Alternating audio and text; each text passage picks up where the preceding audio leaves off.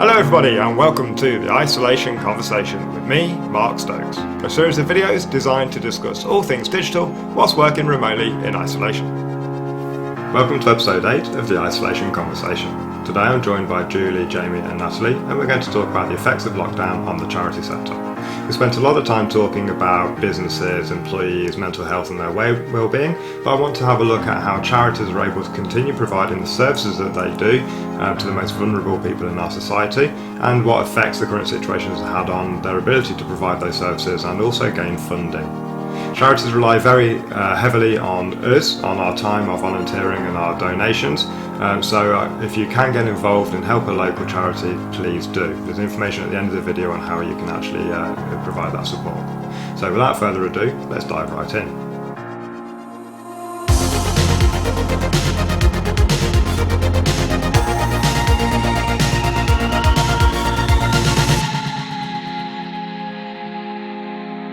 Hi everyone, thank you. I'm here with Natalie, Jamie and Julie, and we're going to be talking about isolation and charities. So first of all, we'll get everyone to just do a quick introduction, so someone can pick who wants to go first. Okay, I'm Jamie Edwards. I'm Chief Exec from Shrewsbury Town in the community. I'm Natalie Hughes. I'm Charity Manager for Little Rascals Foundation, based in Shropshire. And I'm Julie Child from Race Against Blood Cancer. I'm actually furloughed at the moment, so I'm here in a kind of personal capacity. Perfect, great. Well, thank you very much. So one thing I'd like to do when we start these videos, and I may not drop on you straight away, is just to get an idea of something you've learned over the last week. So maybe related to the current situation, or from work from home, or maybe something completely different. But you know, we're all in a new situation now, so I'm just curious something that people have learned. So if you want a minute to think about it, feel free. I'd be quite interested in just a quick kind of overview on what your charities actually do as well.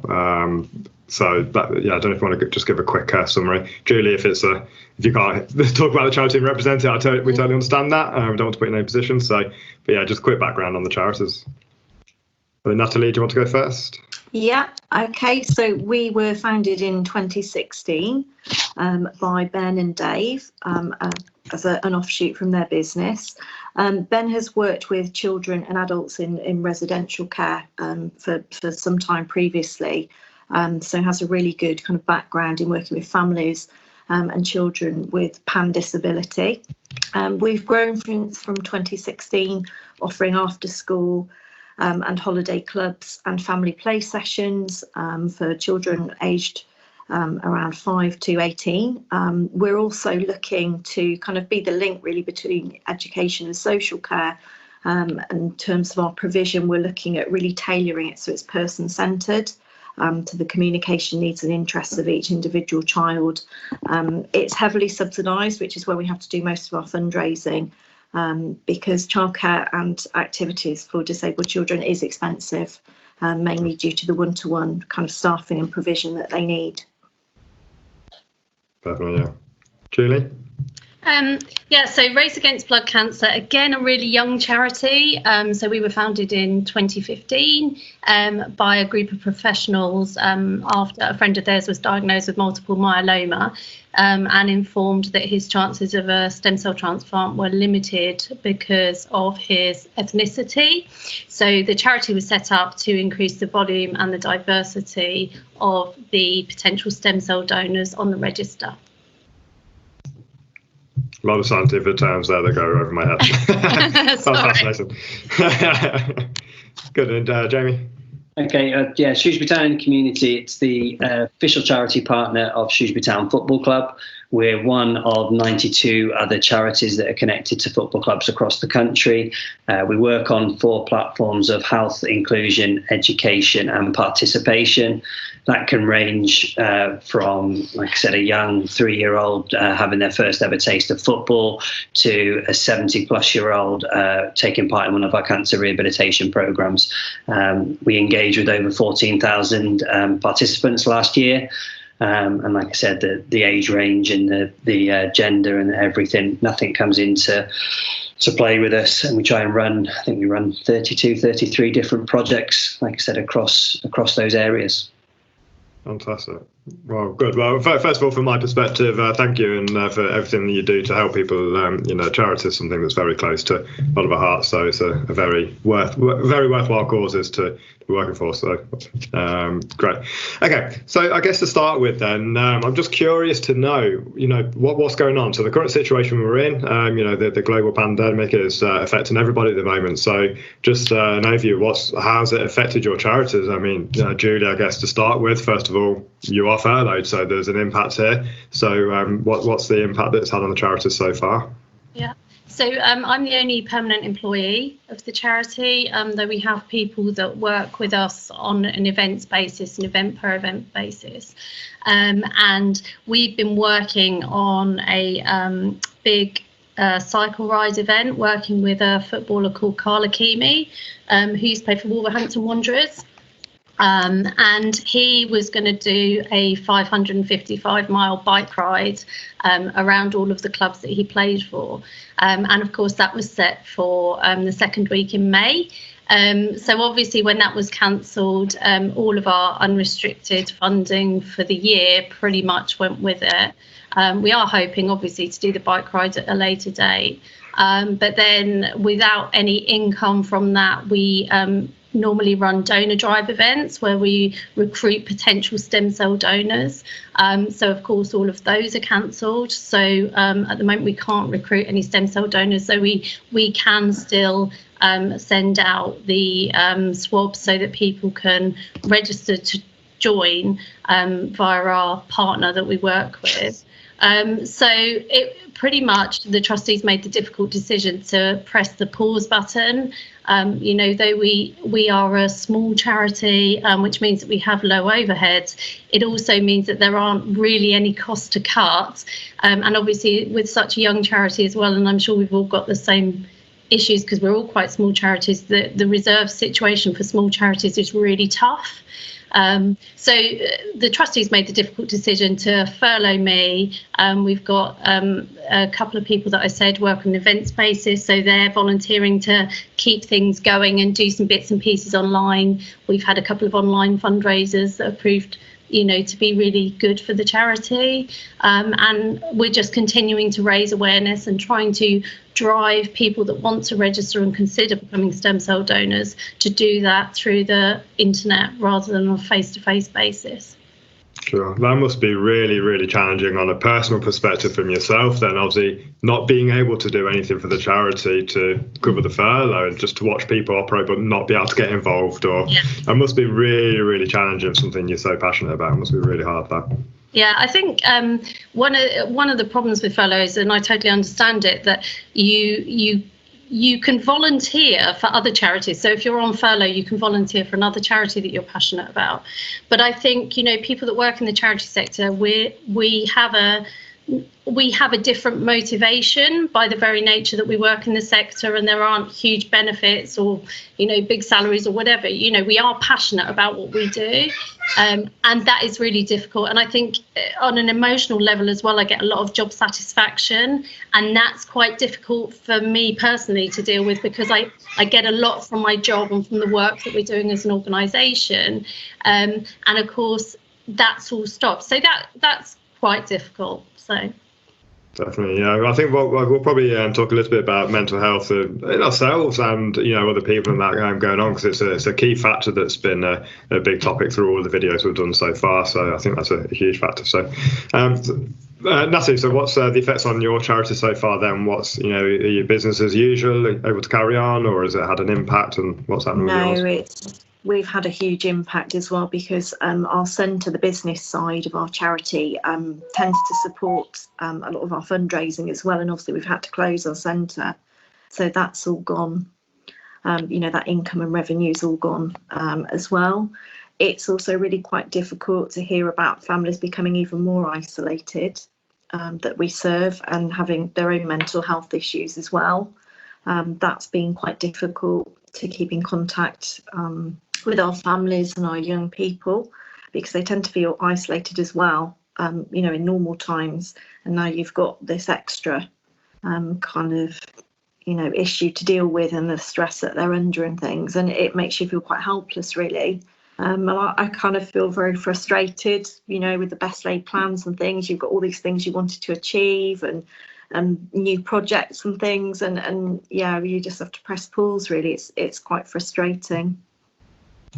I think for me, from an outsider's perspective, and like I said, I have some personal experience with the charity via my wife, which I won't talk about because I'm obviously not in a place to talk about her charity at all. But I think that's a difficult thing. These are vulnerable people anyway, and the fact that you are just physically unable to help them press pause. Like a lot of businesses are able to press pause, a lot aren't, but maybe have some reserves, have some government help to do it. And no one's really impacted. If we can't buy a certain product for a period of time, fine, we can live with that, but this is actually real people's lives, isn't it? So that's why I want to do this session, because I think it's totally different to the type of organisation we spoke about before. So thank you for that. Okay, Jamie, from yourself as well then, so the current situation with your charity and the impact so far.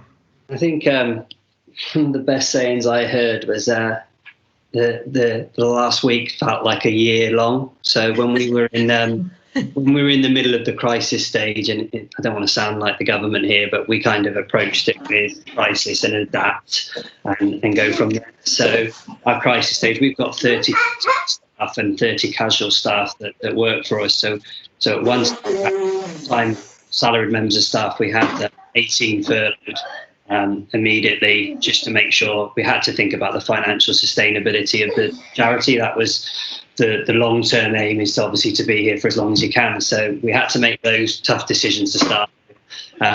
But then also during that stage, it was very much around our participants. So we see obviously a lot of participants, 14,000 participants doing.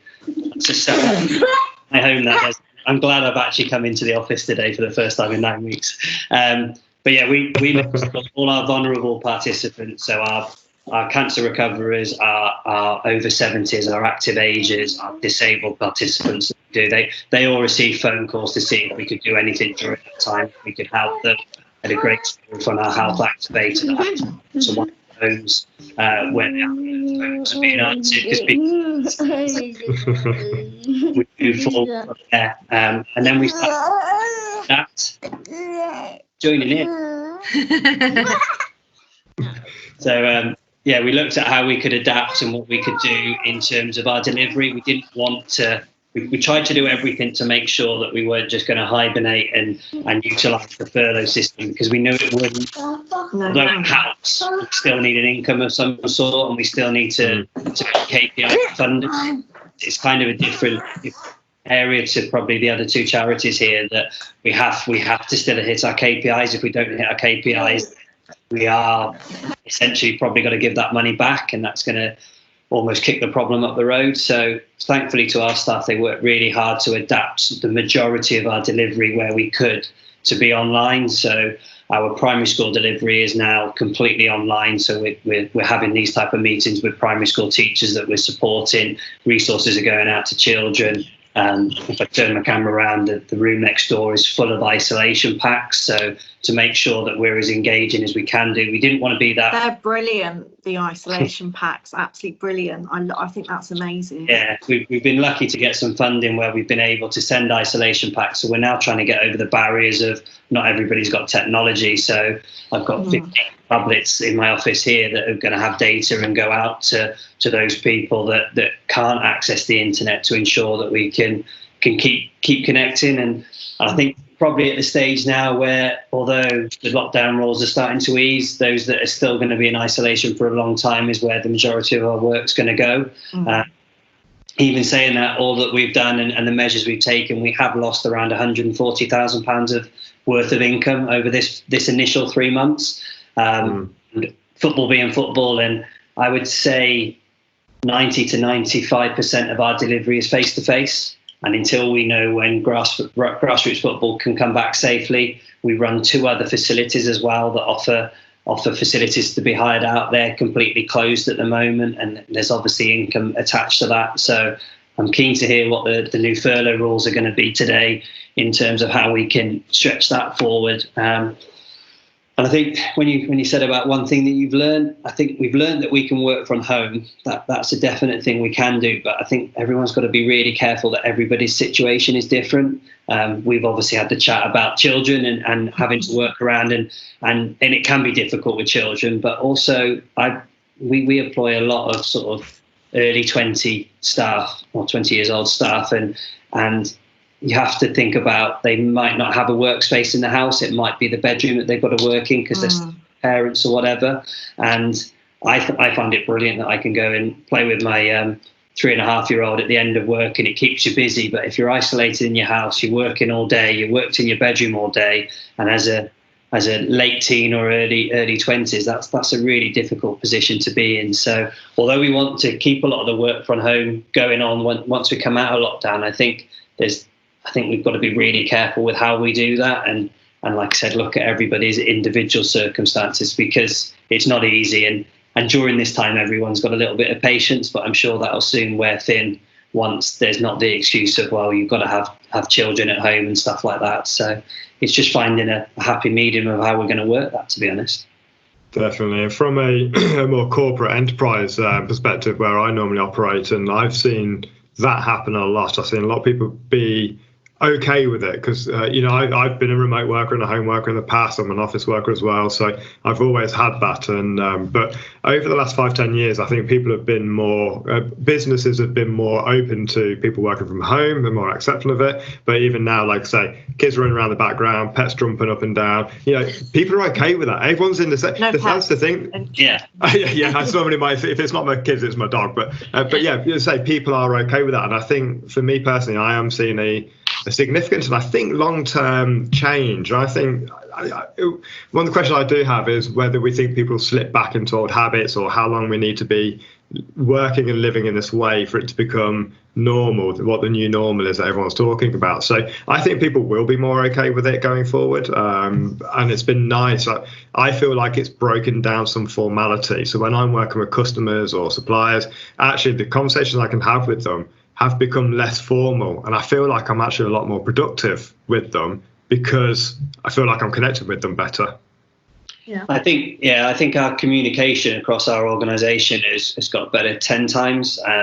Things like Microsoft Teams and the rest of it makes it so much easier to get that meeting that you sometimes wait for 2-3 weeks to do. People go, I'll do it at 4:30 today because we're all ready to go and you're on a screen. So that's great, but then also I am missing that face-to-face meeting in delivery, and you see people's eyes move on the screen, and you think, well, actually, are they listening to me? And I know I've tried whole organisation meetings online, and you don't get that interaction. You don't know if your message is coming across. Somebody's video might not be on, or whatever that is, and it is difficult for the person presenting to really know that the message is getting across of what you're trying to do. And going back to that personal thing, you don't get that. What's the word? You don't get to know that person as well, and it's easy for them to hide any emotions if they're struggling or whatever. It's difficult to pick up on those parts as well. So as much as it's been great, I think it's getting over those barriers. I would love it to stay, because I think it would give our staff the flexibility to go and pick the children up from school, for example, or take them to school and those bits. But then it's making it fair across the whole workforce and how that works. So there's a lot of work to do to make it the norm, I think. But I think it's probably been, because it's been enforced on us, it's been a fantastic learning curve anyway. I will say it's been the norm for me since I started at the charity. So I have been home-based for up until furlough. So I will say that the couple of weeks I was working when the children were off school was really, really tough, really tough. So I think I take my hat off to anyone at the moment that's trying to juggle, work and educate the kids and all of that. I mean, it's just so hard. But I think the one thing is that it did take me quite a long time to adjust to working at home at first, because I did used to work in a busy office, and I think it does take time. And I think you were saying, Jamie, I don't think it suits everybody. And I think some people, I used to work for a guy who said he couldn't work at home because he just watched TV all day. And he genuinely, you know, if he was having a work at home day, he was difficult to get hold of. But I think, you know, on the whole, and the charity sector, I think, kind of, you know, more women are employed in the charity sector. So I think the charity sector is one of those sectors where they are more aware of working at home and they do have that bit more flexibility generally. But then I think that comes with the offset of maybe salaries that you wouldn't get in the private. You get a higher salary in the private sector and different benefits and that kind of thing. So I think the charity sector is more flexible anyway. And I know that, you know, in previous jobs I've had, it's maybe been more acceptable to work at home a couple of days a week than obviously when you're in corporate commuter life. I think that's absolutely right, and agree. I've been a long-term home worker and a long-term office worker, and so it is a challenge. And you're right, not everyone can do it. You know, for a lot of people, one day at home a week is nice because you can just get your head down and get on with something, or a couple of days. To permanently work from home is very difficult, and I think a lot of people are now realising that all those home workers, it's not actually that easy. You do get cabin fever. You can go 3 or 4 days without showering or leaving the house. Also, what we've learned. I haven't. Can I just say? Still clean. But for all the home workers that we've spoken to on this show in the past episode, one thing that's come through for the people who work from home full time anyway is the message is clear. Working from home is not the same as working from home in this current period of isolation. Even the people who work from home permanently anyway are finding it different, because the people they're interacting with are learning how to do it and getting better at it, because their kids are off and they're having to look after them as well as doing work. So it is different even for the people who are used to working from home. I've been fortunate that we've qualified as key workers. Therefore, my children have been able to stay in nursery for 3 days a week throughout this. And to be honest, the work my wife does and the work I do, we just wouldn't have been able to do that. You know, we facilitate businesses working from home and collaboration, things like that. So that's been a godsend for us, to be perfectly honest, and also for the kids. But we've got people who have got the kids at home who are trying to homeschool them. We've just had to be super flexible on saying, look, you know what you need to do on your job. Do it when it's right. If you don't get it all done, it's okay. We totally understand. And you know what? I find people are more productive in our own business for it, because they appreciate that flexibility. Therefore, they go that little bit above and beyond to make up for that flexibility and that goodwill. So we've always been good to the staff anyway, but I think it really proves that if you treat your staff well, if you're good, if you're flexible, if you're nice, you're going to get a lot back from them. Yeah, my personal situation is I've got a 3.5-year-old at home and my wife's a teacher. My 3.5-year-old walked out of 3 of her lessons when she was trying to teach him when she was at home. She was trying to teach a year 4 class, as well as my son was sat in the middle, and then I had another office space and I was on a video call. She was doing something different. It's nigh on impossible, but like you said, it's not the real work from home situation you want. And then on top of that, you've got Shropshire broadband as well, which is getting better. But Shropshire broadband is not good. It can really push you back. And I've got lots of sports coaches, and sports coaches don't like technology. That they want to be outside, they want to be in the fresh air. So doing a lesson in their own front room is really difficult, and especially when the internet starts buffering or somebody disappears on the screen that they were trying to coach, it can be frustrating. And I think one of the sayings we had, it was like doing your job with your hands tied behind your back. It was good. It was a solution, but it wasn't actually working for everybody. So it's like I said, it's just a learning curve. A real big learning curve.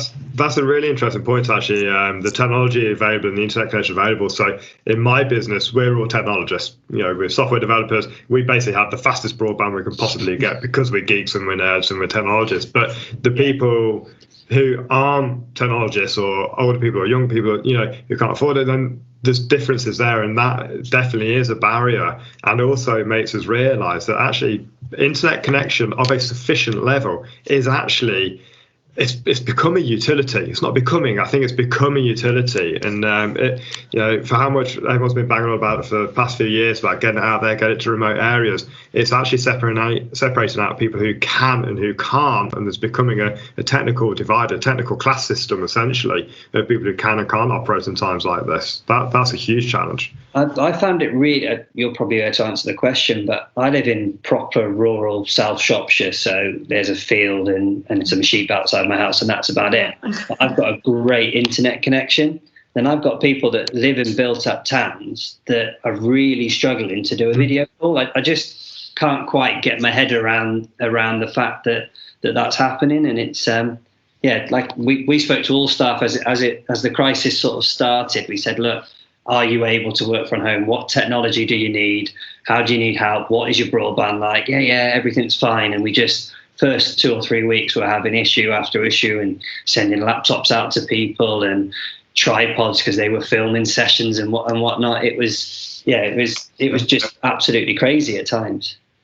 Yeah, that is interesting actually from the technical perspective side. The reason why that is when you go into the big towns, I find London the worst. When I go to London, my mobile signal is terrible. It's because it's so densely populated. When you have a broadband connection at home, you share that with lots of other people. It's called a contention ratio. So you share it essentially with 50 people. So when you live in a rural location, you're sharing that capacity with less people. And also you probably find, because you're rural, you've got more up-to-date cables in the ground. Going to the towns, those copper cables probably been in the ground for 50, 60 years. So they're actually not as good quality. So that's why the towns tend to be worse than maybe some rural places are. So I need to employ people that live in the country. That'll be one of the two. Assuming they have modern cables and they're not rural where they don't have any cables. Do you work from home and do you live in the country? Yeah, that's fine. Yeah. Natalie, you're about to say. I was just going to say, actually, it's been quite interesting to see in terms of education that there is a technological divide in terms of they do assume, the teachers and the staff, that people can afford to have laptops and iPads, and some families still can't afford that. They mainly use their phones, but they can't afford perhaps desktop or iPads and laptops and things, especially if they've got, say, 3 children that have different teachers and different things to follow, and it makes you wonder how much those families have been missing out on things as well. Hugely. So we've done an education episode, and this conversation was very much there. So teachers on there, people delivering technology, and we actually filmed that just a week or 2 before the government announced that they were actually issuing laptops and devices to the least privileged children, which is a fantastic policy. I think I don't like to politicize these videos, but I think that's a great policy to try to reduce that slightly for those people who are not in this case vulnerable, but the least able to have that. And I'm very interested in what you said before, Joe, about these care packages, and you mentioned that's something to do with data access. What are the care isolation packages you just talked about? Does that involve technology? And we're doing at the moment the care packages. We didn't when it first came around as a football club, everyone probably wanted us to donate money and the rest of it, and we're a League One football club. We're not awash with money like the Premier League clubs are. So but we wanted to do something, so we put a bid into the Community Foundation, and I think we got somewhere near £8,000. One was for technology for our own staff to be able to deliver, because we were having trouble with that. And obviously we hadn't budgeted for extra technology during this year.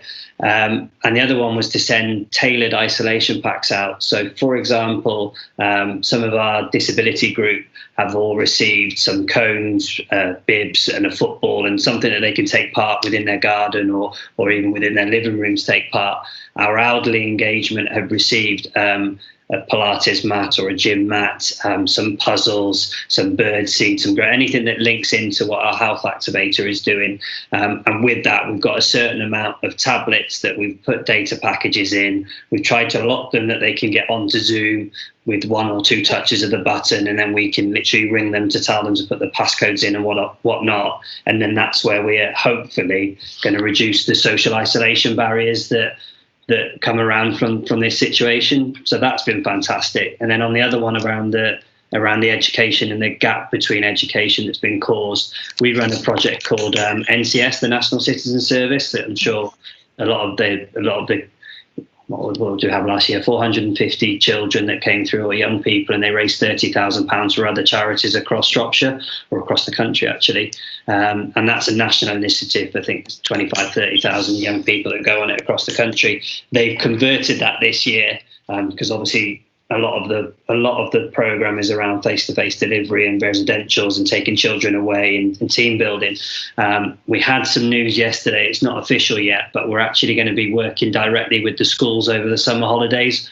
So basically it's government funded money, the National Citizen Service anyway, and they're going to redistribute it to help reduce that gap and the transition of children back into school. And obviously the first port of call will be those most vulnerable and the hardest hit. So it'd be quite exciting to be able to do that work. I'm not sure how we're going to do it because they want face-to-face delivery at the moment. So there's a few barriers to get across, but that's a huge chunk of our funding per year that comes in for that project and across the country. So you're talking millions of pounds being invested by government through that project to reduce that gap, which hopefully will help. Fantastic. I love seeing when people are quickly changing tack and being able to do something else that they can do through this, and things like the car companies as well. I was just reading this morning, the motor trade built something like 200 cars in April or something, but then you look at the likes of McLaren who switched to make 700,000 pieces of PPE. So and they gave the charity saying, well, if we can't run our business as usual, let's actually change and do something different, and we can still deliver some service out. And I love the fact that people are transitioning so fast to kind of providing. I think it moves us on a little bit to talk about funding then, because I know I've got some knowledge of where funding is from certain organisations. I'm going to be careful what I say so I don't talk about other people's charities that I'm not qualified to talk about. But, that's tied to certain projects or certain deliveries or certain services. And if those services are not able to be put forward, and I think Julie, you mentioned this as well, if those services are not able to be delivered because of social distancing and things like that, that funding has actually then been withheld, so not allowing the business to actually use it for something different to allow them to carry on operating or to allow them to do something different. So I'm curious, from a funding perspective, from my understanding, there's different ways. So you can have funding from organisations like the National Lottery or other things, or from corporate donors, or from general fundraising activities from the general public. So how's fundraising affected? And how is your funding affected by this? And what's your experiences there? I think if I start, that's okay. With charities, obviously, you have restricted and unrestricted funds. So the first hit for, I don't know which way it'll go actually, but in terms of restricted funds, that's like you get given £10 to deliver something, and if you don't deliver it, you need to give that £10 back. It's as simple as that, whatever the service you offer. With ourselves, we try to build a sort of portfolio of projects that didn't rely on one sole fund or one restricted or unrestricted, and we've tried to steer away from having too many of either. So I think we're about 30%. The unrestricted funds is the best way I try and explain it is it's probably the pound that gets thrown into the bucket where the person doesn't say, I want it spent on X, Y, or Z, which is great for a charity because you can use it on what you want, especially a Shropshire charity that isn't going to get the national funding because they probably haven't got the demographics or the population and the amount that you're getting for your pound in London compared to what you're getting in Shropshire. You're probably going to see more people. So we're at a disadvantage from the area we're at anyway. And then I think once you start taking that unrestricted source of funding, I'm sure others will share their figures, but ours just on fundraising alone for the first 3 months of our financial year, July to September, is about 40 to 50 grand of unrestricted funds that we think will come in terms of fundraising. We had 2 golf days, we had a bike ride, we have a gala dinner, all within that time that just can't go on at the moment. So it's really that's going to be. I think the government's done brilliant. We've had some grants that have helped us in the medium term or short term.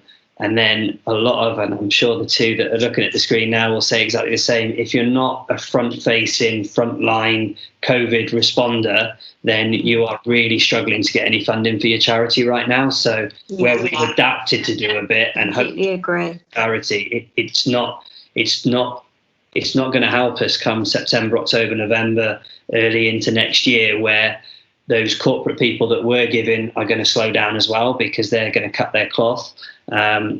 I use football as the easiest one. If the crowds aren't coming through the gate, which they're not going to be allowed to, that's going to affect the clubs. The clubs aren't going to be able to support. If Sky don't want to give as much money into football, I think it was 6.6 billion given into the government last year from the Premier League alone. I think there's something like 4.5 million that comes down to different clubs and stuff like that. That what I would say is probably Sky are in the box seat to actually reduce how much they're paying into football now, because they know how much they're needed. So, and football can't offer it. So I just think you're not going to see the impact in this probably in the next 6 months to 8 months. It's probably the 12 to 24 months is where charities like ourselves are really going to be taking a hit and have to work around that, basically. I don't know what others think. Yeah, I mean, in terms of, like you say, the fundraising, which go to our unrestricted funds, like you, we've had things like balls and things that we, quizzes and things that we just don't know if people will ever want to do that type of thing again. You just don't know how the whole public mindset's going to be kind of, going forward. Even though people will be able to socialise again, will they want to? And you just don't know how it's going to affect how people want to use their leisure and social time either. I think that's very interesting. We've got so used to keeping away from people. Like, can you imagine, like, after 3, 4, 5 months getting on an aeroplane for the first time, going to an airport, getting on a bus, we're going to have this natural resistance. That's a very good point, and I like that, the fact that it's, we think as soon as we come out of lockdown, it's business as usual. It's not. It's then the long-term knock-on effect. We've not had this money coming in, therefore we can't spend it in 6 months' time or 12 months' time. That's huge, isn't it? I'm interested on the restricted funding. Has anyone seen any flexibility on that, where you wouldn't normally be allowed to spend on something else? Have you seen that the people who provide that funding have let you be flexible with it? Personally, ourselves, yeah. Premier League, the Premier League Charitable Fund, EFL Trust, Children in Need, Sport England have all come to us with what we've got. And in the main, they've asked us what we're doing as our response, how are we adapting our sessions, and what do you need? And in a lot of cases, they've asked if we need more as well, which has been great. I always worry when they've got more to give you, because, again, it's that worry of the long term. Yes, there's something short term to do here, but when you've got, like I said, 60 members of staff that you're trying to keep in jobs, as much as we'd love the money now, you've got to spend it now. It's restricted. You've got to show it being spent.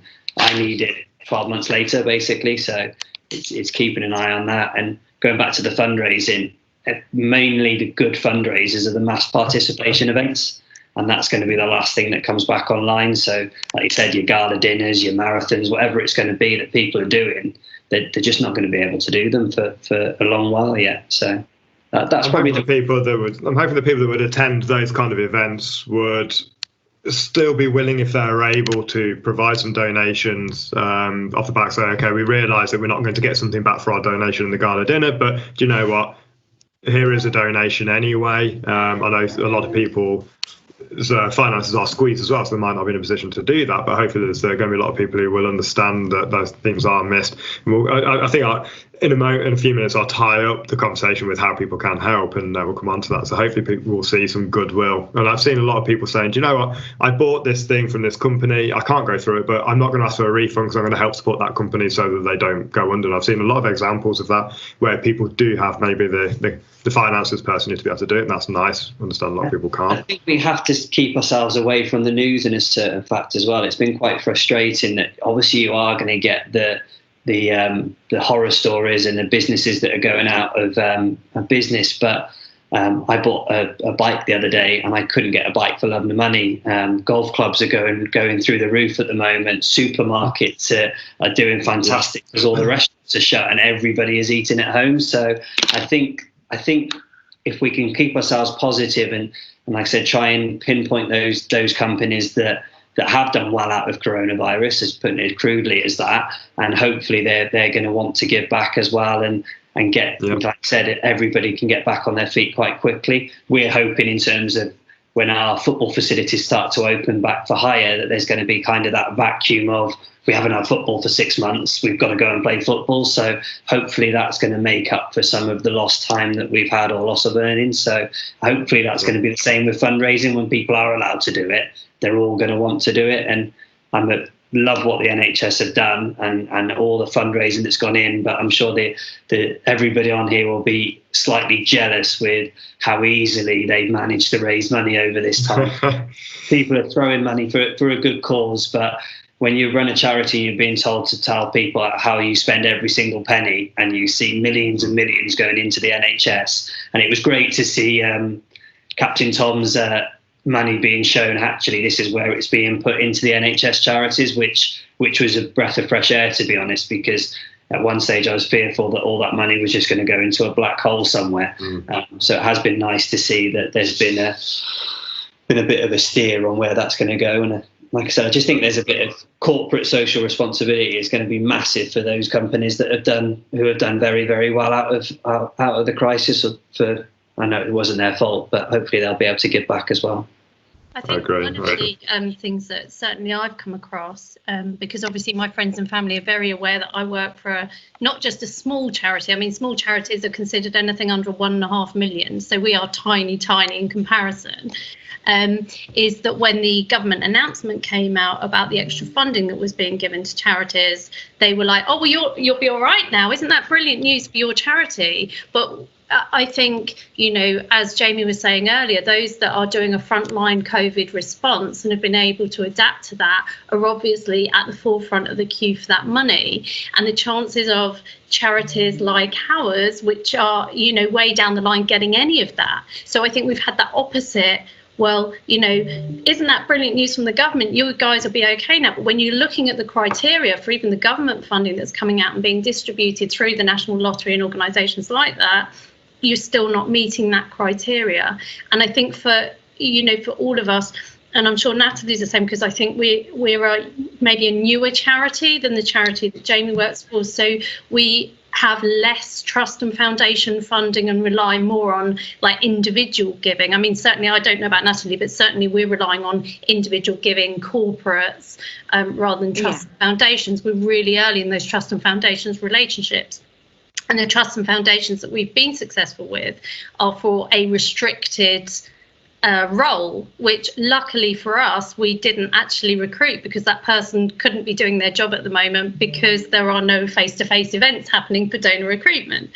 So I think from that perspective, the organisation was lucky that we didn't recruit for that post. But it is the unrestricted funding that people are struggling with. And I think, we're all looking at our own personal finances, and pretty much everybody I know has been affected in one way or another, whether it's furlough, whether it's having to take a pay cut or use holiday or whatever. So I think it's that individual gift, that corporate gift that maybe we're used to, and the events, as Jamie and Natalie have both touched on, and it's the unrestricted funding that I think all charities across the board. I mean, I've got friends that work for some of the biggest charities in the country, and they're on furlough and they're talking about making redundancies. And I think the charity sector, you don't hear a lot about it really from government, and not to be political. I think they've done some great things where they've worked with the sector, but I think there still needs to be more acknowledgement maybe of the effect that this is going to have on the sector as a whole. Definitely. I'm interested on the staffing side of things then. So are you actually at a slight advantage compared to some businesses, because a lot of charities are supported by a large number of volunteers who then can carry on hopefully volunteering without having to be furloughed because they're not being paid. So is there an advantage there that they can carry on doing some activities because they're not being paid anyway, or does it not work like that? I think I could safely say, I mean, we've got some people that are doing some online fundraising events for us that would normally be our volunteers. But of course, volunteers, work even with charities that use literally thousands of volunteers. And I've worked for one of those. The volunteers have very specific roles, but they are an enhancement to the staff team rather than a replacement of the staff team. And of course, as a charity, you have a duty of care to your volunteers, exactly the same to the duty of care that you have to your employees. So you need to make sure their health and safety, everything's up to date, DBS checked where appropriate, first aid trained where appropriate. And I heard a chap from the RNLI on the radio the other morning, actually, and he was really interested because they were talking about lifeguards at beaches and that there weren't lifeguards. And the interviewer rightly said that there weren't lifeguards because, of course, they hadn't been able to go through the training for this year. And they said, well, what about the ones that were trained last year? And he said, yeah, but COVID's changed everything. So now there are new policies and procedures that are in place because of COVID-19. So, and of course, the RNLI as an organisation are replacing, I think, what people sometimes assume is a government function almost. So, of course, people are saying, well, there's no lifeguards. Well, there's no lifeguards. That's a charity that needs to train those people. And not only that, they need to train those people with these moving goalposts in place that keep moving with regards to keeping people safe, social distancing, and all the regulations that are in place for all of us. And I'm sure that Jamie and Natalie are going to feel this a lot more than we are because of their direct involvement with service users, employees and volunteers. Yeah, I mean, we have limited amount of volunteers. What they do is absolutely priceless for us. But like you said, it is the face-to-face delivery that they help on. So, and the duty of care, we pulled all of our activity as soon as we felt it wasn't safe for the staff to be going out. We were doing work in schools with the key worker children, but then we felt, well, actually, we're not employed, that these guys aren't employed by the schools. The schools are being asked to stay open for the key workers. They shouldn't really be using the funding they have for us to be going in. So we made a difficult decision because we wanted to support it, but ultimately it's your staff that come first. I'm in the office for the second time in 10 weeks today, and we're actually looking at plans of how we work out the social distancing, the risk assessments that are involved, the changing around the rooms, the opening up of things, and it's going to cost a small fortune to get a relatively small, we're in a demountable building at the moment, ready for staff to come back in, but also make sure that they feel that they can come back in and it's safe for them to do so. So there's a huge amount of work, screens to go up, and people that are serving staff within facilities and stuff like that. It's all coming at a cost, and I don't see government throwing that out to say, yes, we want you open, but I don't see the funding coming to say, well, this is what you need to do. Here's the guidelines, and here's some money to go and do it. So in a way that, like you said, it's essential services that charities have taken on through government cuts. So it's going to be interesting. It will be an interesting time. I'm sure that they'll come up with different things. And the one thing I was gutted with was there was rumours that charities were going to be allowed to furlough staff, but they were going to be able to volunteer, and that never really volunteer back for their own charity, which makes perfect sense and a great investment from government. I know it would be hard to police, but if you were doing a frontline response and you'd adapted your activity, then I don't see why.